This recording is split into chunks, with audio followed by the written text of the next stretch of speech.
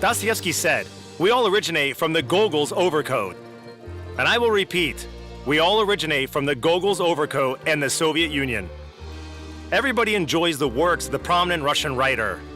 However, the attitude of the Soviet past is by far not all that unequivocal.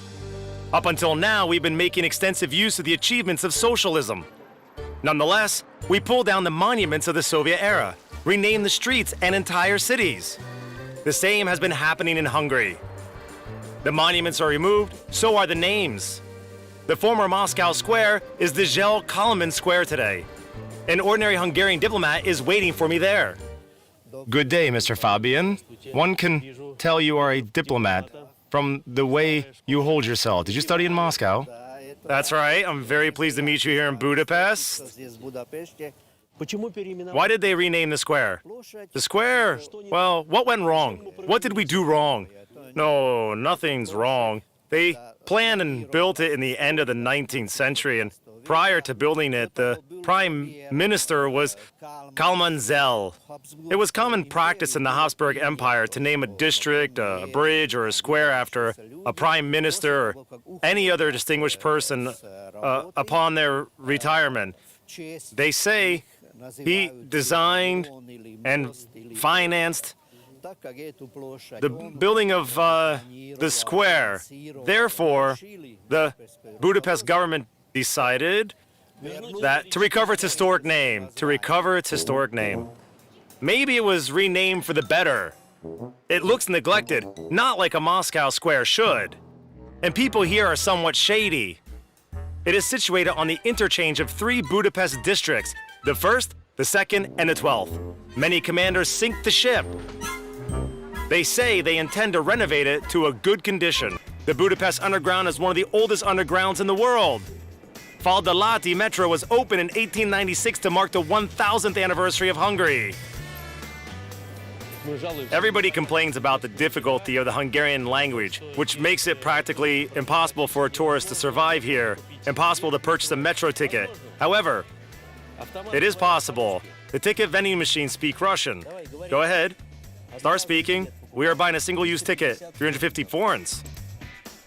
€1 per trip is quite expensive. There are no ticket gates here. The machine stamps the tickets at the entrance.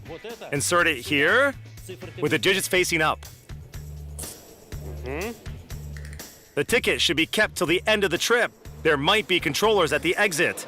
The underground in Budapest is not deep. And I go walking across Moscow, and I can still pass. La la la la la.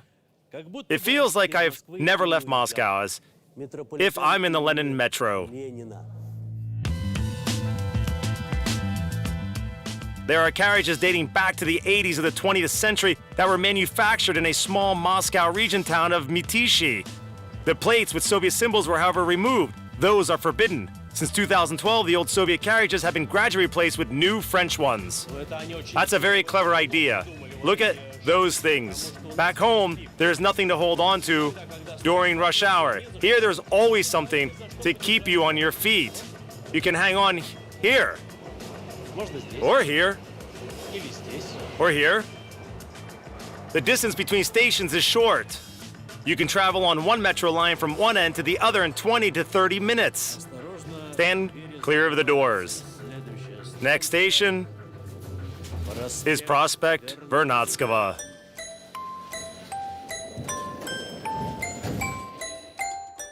My destination is a huge Budapest flea market, the ussr. It is open on Saturdays. The ussr is also in some ways a historic legacy, or to be more precise, a legacy of various eras.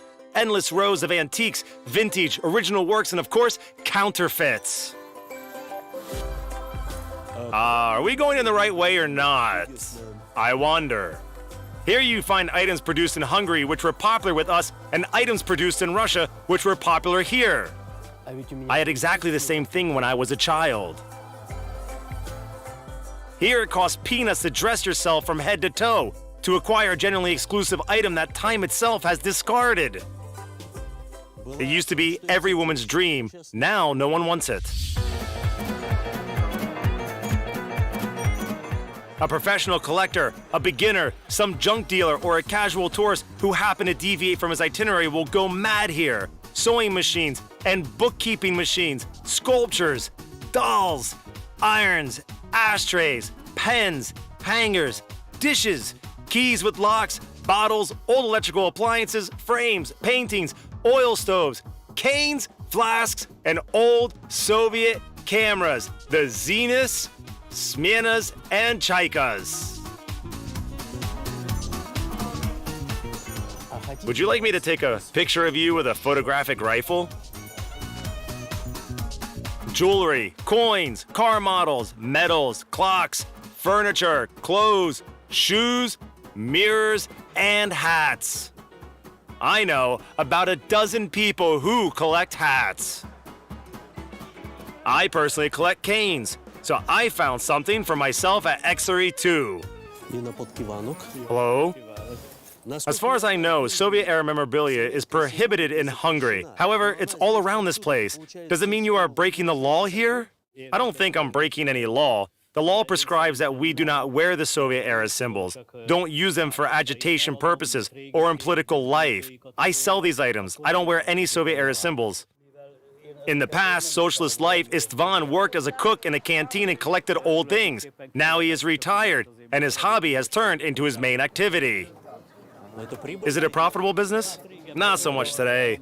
For some reason, antiques have recently been losing their value in Hungary. However, it still generates some profit. Thank you, I'll take those too. Wait for change? Please, keep it. Thank you. Something that has become part of history will not slide into oblivion. It will remind one of itself either in the park of the torn down sculptures or in the flea markets. A young person who has no idea what a Warsaw Pact, CMEA, the USSR, or the People's Republic of Hungary are will read about it, or rather, go on the internet and find the relevant articles and films and will form their own opinions about the era. Most likely, it will be correct if the articles and films chosen are accurate. In Budapest in Hungary, you can quite often see Soviet-era cars. Simple, reliable, and cheap, they were the preferred choice before and still are now. They last for ages in Eastern Europe because the climate is mild and they are taken care of with European meticulousness. At times, they turn them into a real feast for the eyes. Hello, Attila. Hello? How many cars did you use to create this monster? One. Here, the rear part. It is handmade in the middle.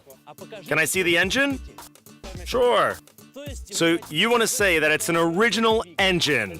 It's a real Zhiguli engine of 1.5 liters. How does one manage to handle such a monster? It can go as fast as 130. Let's have a look at what's inside.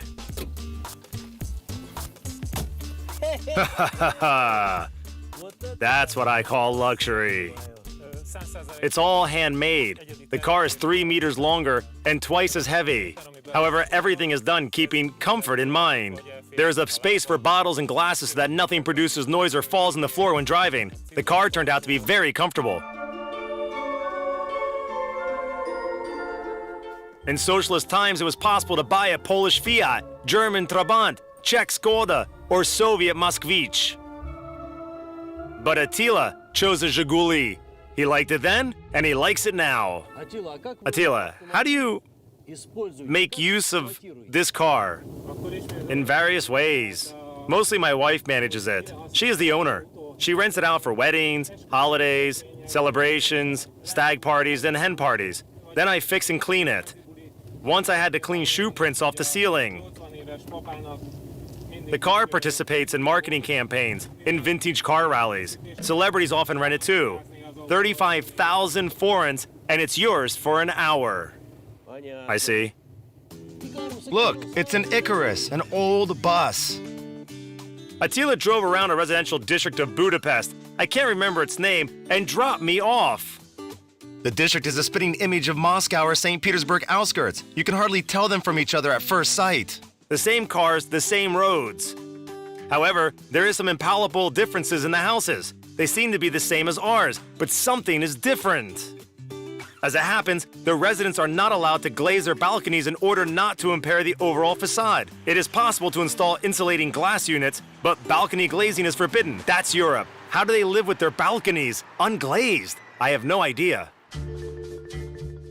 One more thing. Since the tide of public discontent washes away the monuments, could it not also pull down those panel buildings to have something more attractive built instead? A lot of good and bad things happen in the not-too-distant socialistic past. Generally, we remember those years with a smile and warmth. The way we would remember present times depends fully on us.